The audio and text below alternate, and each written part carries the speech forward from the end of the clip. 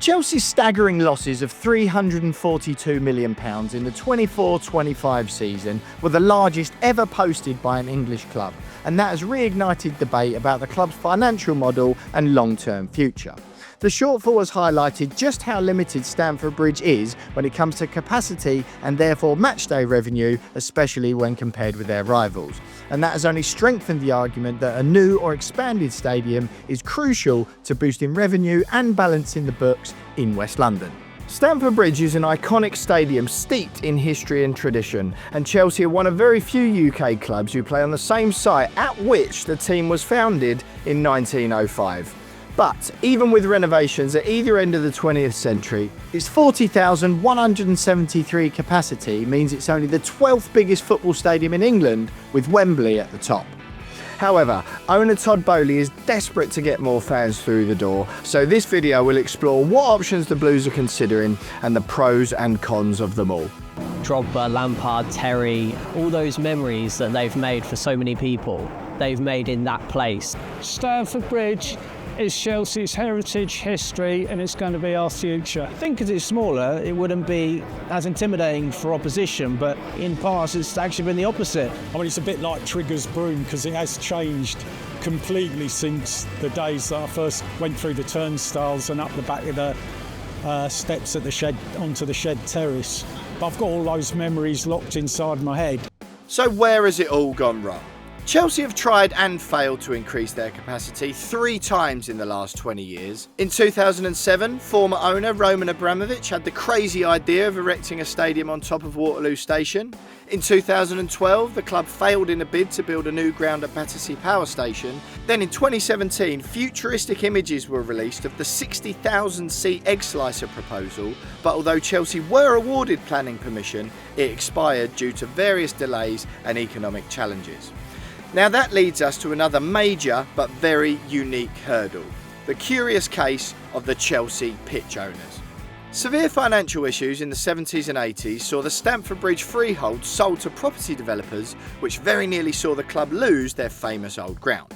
But luckily for Blues fans, the firm went bust in 1992 and then chairman Ken Bates was able to buy the freehold back. To ensure Chelsea were never put in such a position again, Bates created the Pitch Owners Group, and in 1997 it bought the freehold along with the Chelsea FC naming rights. The CPO then granted the club a 199-year lease at a peppercorn rent on the condition the club continue to play at Stamford Bridge and that it's only used for football purposes. Any change to that stance, including any stadium move or a rebuild on the site, must be voted through by the CPO shareholders with a 75% majority, or else the club's board would need to find a new name for the team. There are more than 13,000 CPO shareholders, with each only allowed one vote regardless of how many shares they own. Chelsea legend John Terry is the CPO president, with other famous members including Blues icons Frank Lampard, Jose Mourinho, Thomas Tuchel and Jimmy Floyd Hasselbank. Roman Abramovich tried to buy the CPO in 2011, but only 60% of shareholders voted in his favour, which meant their relationship with the club was fractured. Boehly is making efforts to repair the damage done, but knows he's still at the mercy of the CPO when pushing any stadium decision through. We ain't moving. It's an emotive issue. We ain't moving. My preference would be to find a solution which sees us continue to play football at Stamford Bridge. We ain't moving. I know some people who are shareholders who think that if Earl's Court was the solution, but they wouldn't necessarily object to that vehemently. We ain't moving.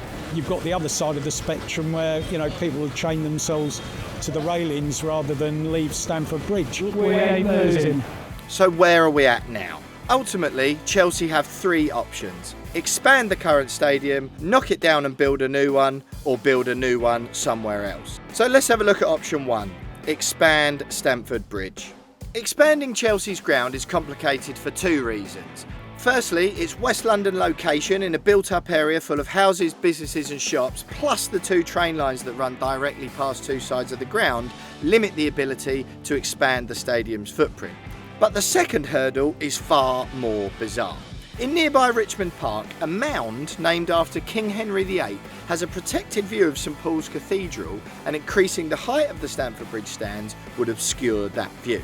Chelsea could explore digging down and adding additional rows to the front of the Stadium Bowl, but that would only add around 2,000 to 3,000 seats, and with any development needing to deliver at least 20,000 more to be worthwhile, simply expanding the current stadium is unlikely to cut it. So what about a full rebuild? Option 2 would see Chelsea demolish Stamford Bridge and build a brand new 60,000 seat arena in its place, or at least that's the hope. In October 2023, the club bought a 1.2 acre site next to the stadium for £80 million off a charity called Stoll. That led to suggestions that Chelsea could use the extra land to rotate the pitch by 90 degrees and allow them the necessary room to build a bigger ground. But there simply isn't enough space to build a stadium to the scale of Tottenham's or the Emirates, which once again begs the question, would it be worth it to only increase the capacity to around 50,000? I would leave. I would go to Earls Court. I used to think that we've got to stay here, this is our home, but let's look at it from a realistic standpoint. Unfortunately, football is moving in a different direction. Everything is business, it's all money. So that leaves option 3, a brand new stadium built elsewhere. But where, I hear you ask? The most popular proposal is Earls Court, just a mile up the road from Stamford Bridge where the exhibition centre stood until its 2016 demolition. But grand plans from the Earls Court Development Company include 4,000 new homes, retail and office space, 3 culture and performance venues and an urban park, but crucially, no stadium.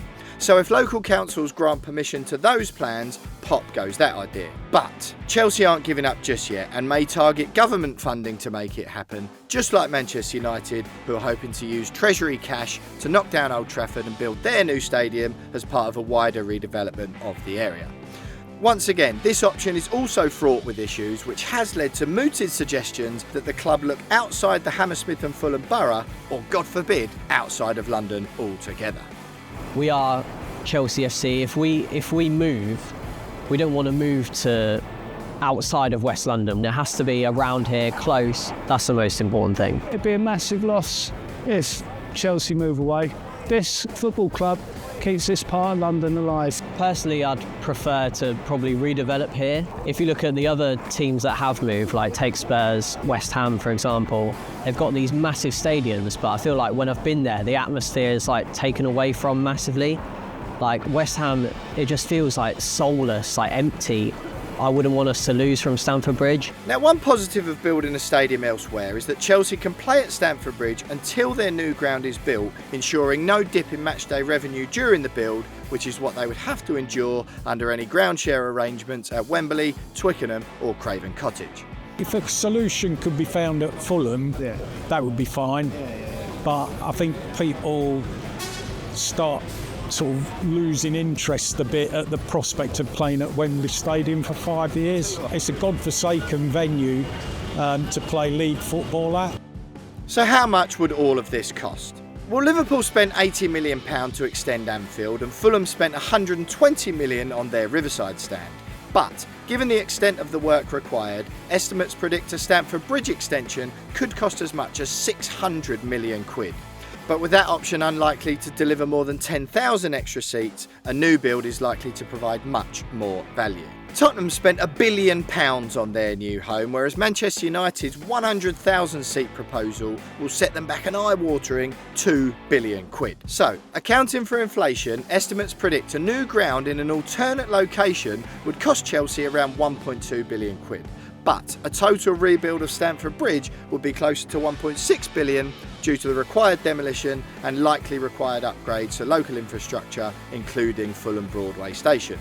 So would all of this be worth it? Chelsea's estimated matchday revenue in 22-23 was £2.07 million per game. That is £870,000 less than Spurs, £1.03 million less than Arsenal and £1.85 million less than Manchester United, which over the course of a typical season leaves Chelsea around £50 million behind their rivals.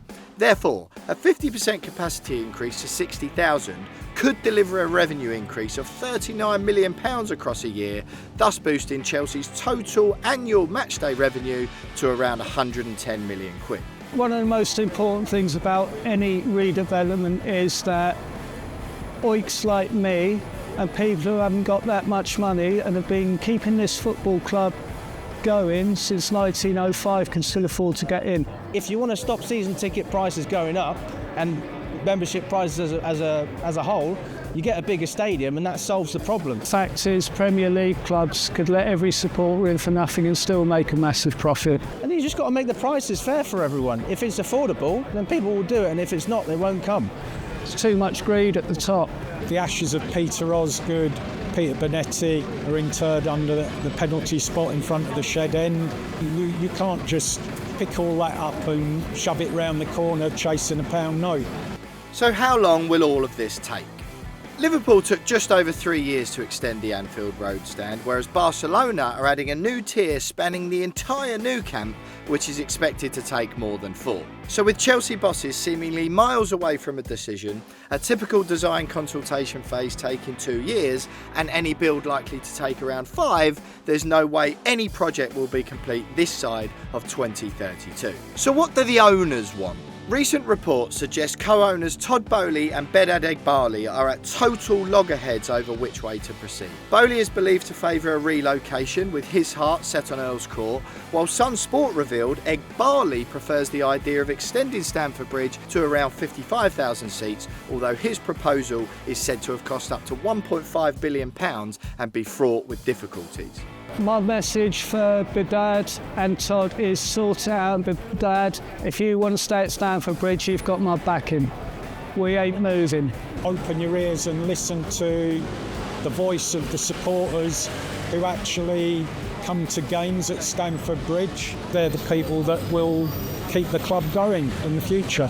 Ultimately, the fans want to see success on the pitch.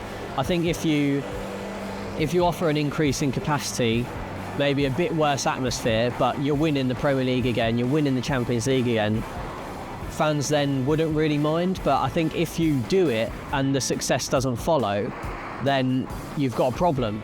If you relocate, you get more money and you can create season ticket prices. And membership prices are affordable to families. People say, well, I can't take my kids to the football because the prices are going up. Do you think having a smaller stadium is going to help? Well, football clubs are making all the excuses in the world they can to raise revenue. You've got Daniel Radcliffe saying, we've got to raise our season ticket prices because of Fulham. What does Fulham have to do with Manchester United and their season ticket prices? Whichever way they go, this much is clear. The road ahead for Chelsea is rocky, but the longer they take to get something over the line, the further behind their Premier League rivals the Blues will continue to fall. Was it Daniel Radcliffe? No, Jim Radcliffe, that's what I meant.